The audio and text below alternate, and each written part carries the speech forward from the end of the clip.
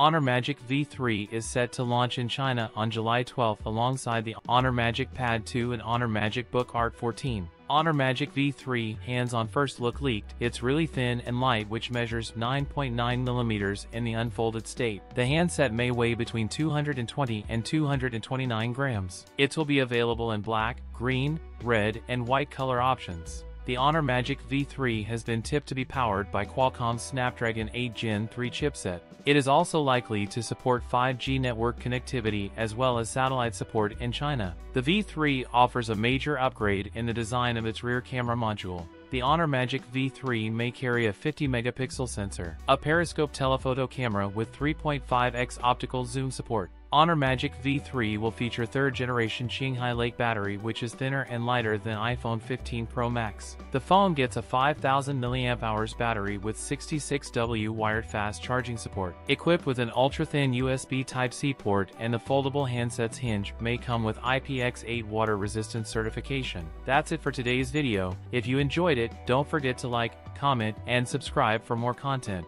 Thanks for watching, and I'll see you in the next one.